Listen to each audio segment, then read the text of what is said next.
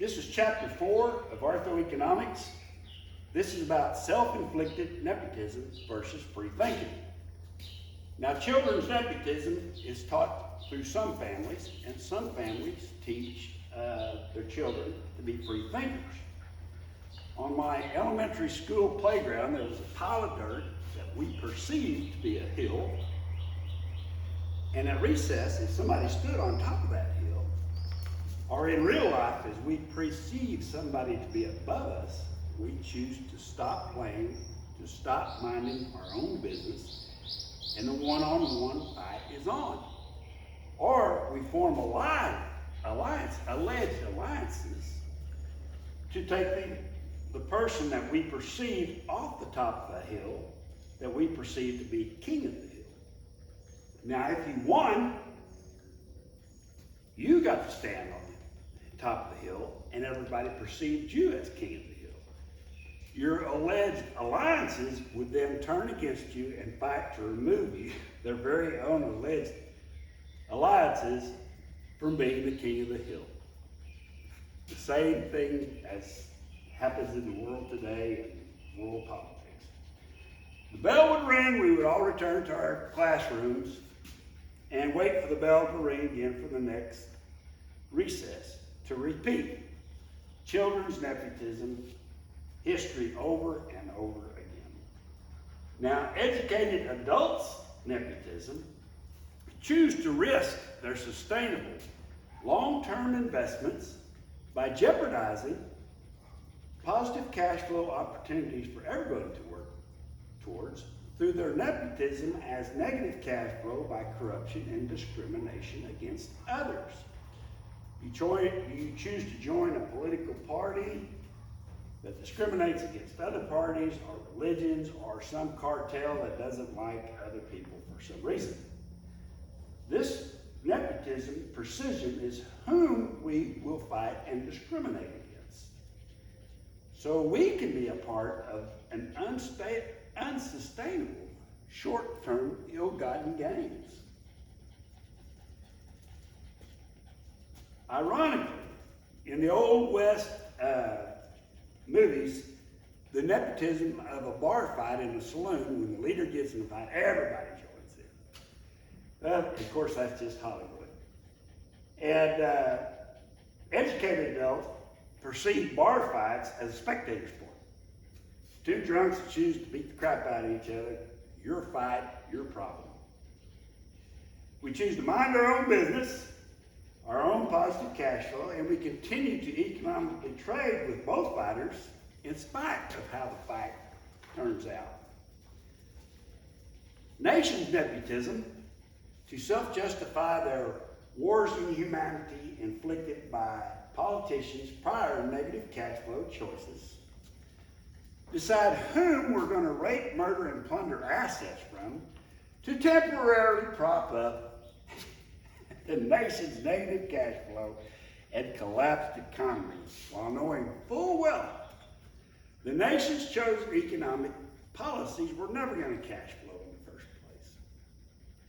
We've talked about laissez-faire economic policies where the governments just leave the taxpayers alone. Instead of the nations minding their own business and continuing to trade with all international trading partners and govern within the nation's means, judgmental, self-righteous, and holier-than-thou nations choose to form alleged alliances, for another nation's failures and self-inflicted wars. Now, these are educated alleged alliances who self-inflict themselves with negative cash flow and wars in humanity by human sacrificing their very own tax-paying commoners to serve, fight, and or die for another nation's failed economy. You know, the UN will send in humanitarian aid, which is good, and hold peace talks, which is good, to delay the nation's self-inflicted wars, knowing that economically and mathematically, the wars in humanities will happen sooner or later. It's kind of like firefighters at some point, after risking life and limb at some point, you just have to let the fire burn itself out.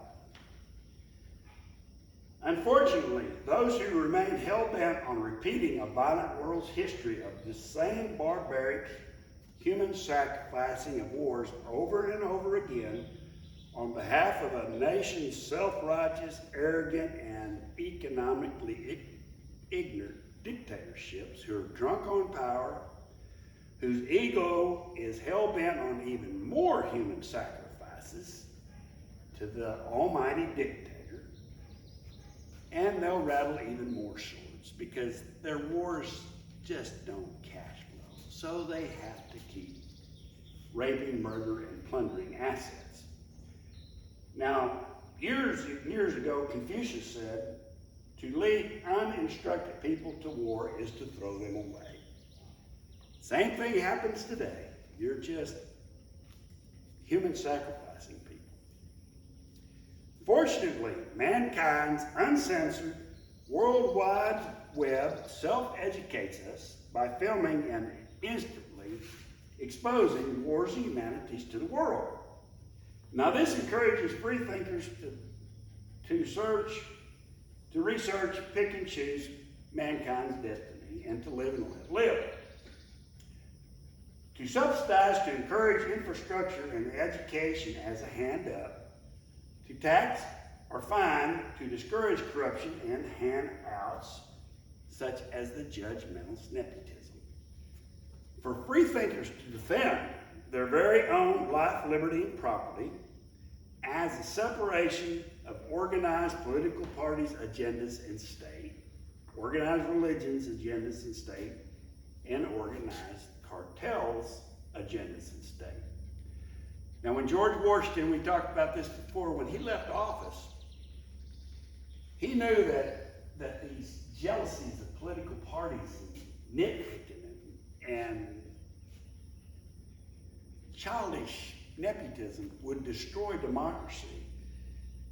And maybe it's just time to disband all political parties and let the individual run and let the individuals vote, and don't let some organization tell us who to vote for. Of course, everyone is entitled to their opinion, to take care of their own business. Every man, woman, and child are in fact entitled to feel, believe, and to think as any individual so chooses. However, if everyone is forced to think the same thing, no one is thinking.